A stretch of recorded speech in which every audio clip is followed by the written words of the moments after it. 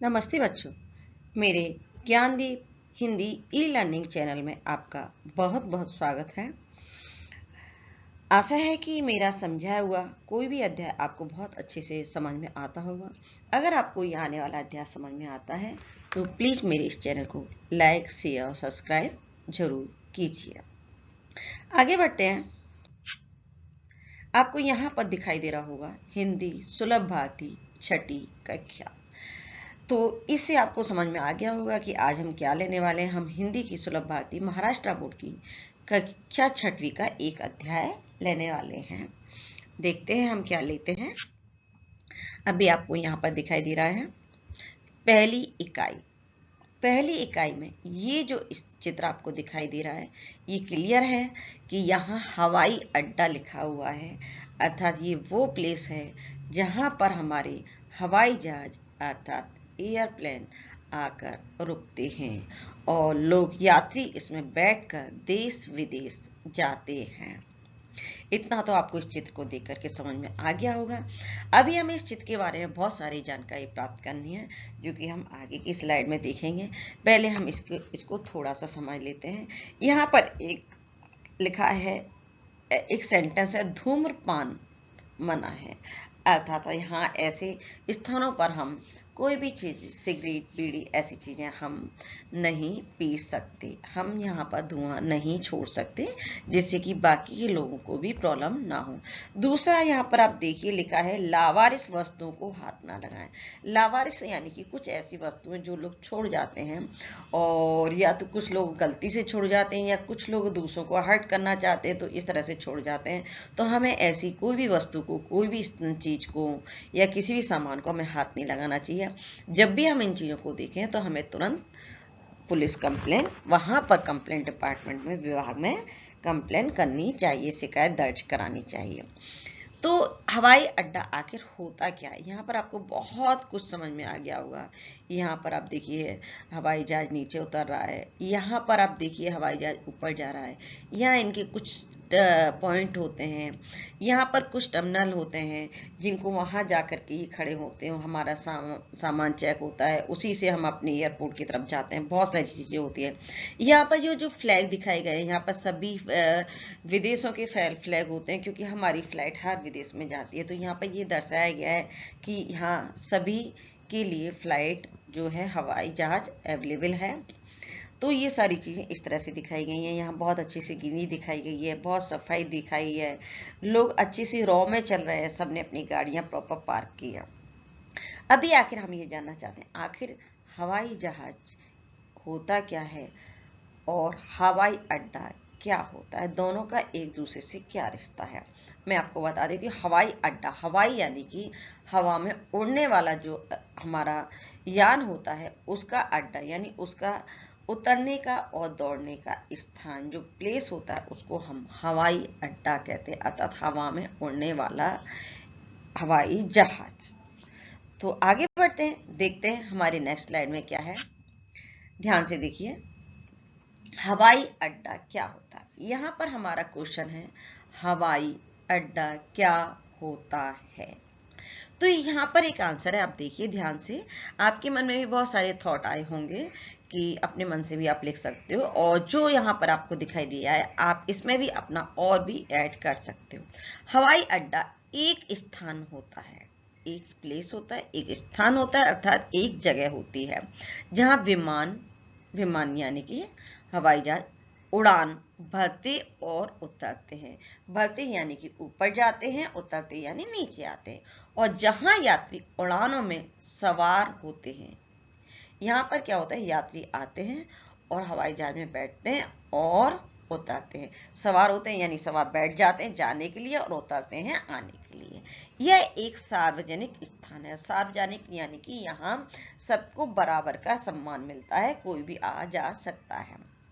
जहां विमानों को भर्ती और खाली करने के लिए अंतरराष्ट्रीय और दोस्ताना देशों के बीच उड़ान सेवाएं चलती हैं। यहाँ पर ऐसे विमान होते हैं जो दूसरे कंट्री में जाते हैं और दूसरे कंट्री से आते हैं। जब वो दोनों कंट्री में आते जाते हैं तो वहां से हमें एक दोस्ती करने का अवसर प्राप्त होता है, जिससे हमारे अदर देशों से, दूसरे देशों से हम अपने संबंध अच्छे बना सकें। आगे बढ़ते हैं।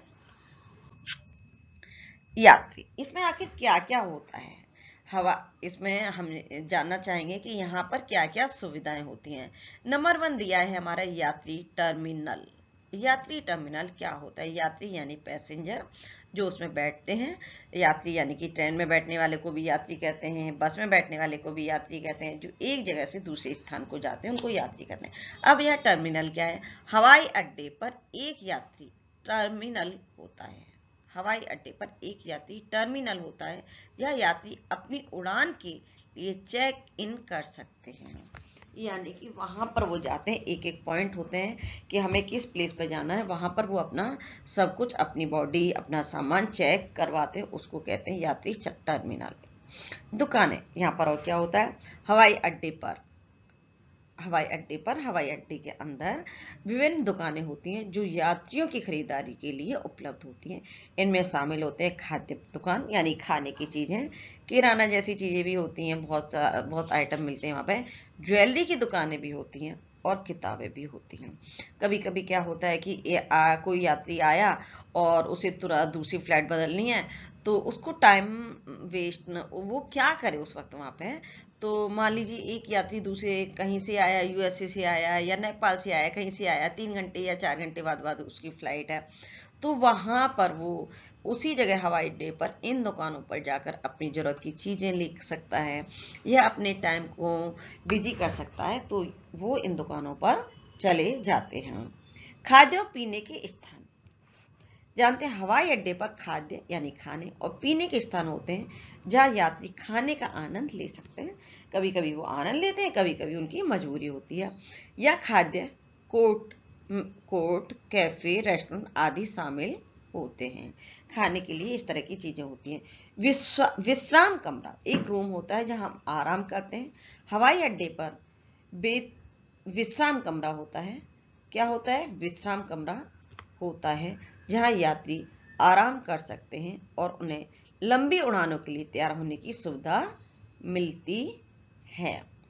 नेक्स्ट है हमारा आवास सुविधाएं। हवाई अड्डों पर आवास यानी रहने की सुविधाएं भी होती हैं, जिनमें होटल, लॉज आदि शामिल होते हैं। अभी आगे बढ़ते हैं। नेक्स्ट टॉपिक हमारा क्या है? आई थिंक आपको ये सब समझ में आ गया होगा। आगे देखते हैं। नेक्स्ट स्लाइड है हवाई अड्डे पर क्या क्या सुविधाएं होती हैं।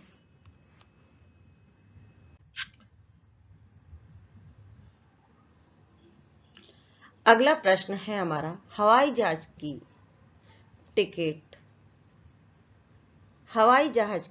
टिकट कैसे बुक कराई जाती है?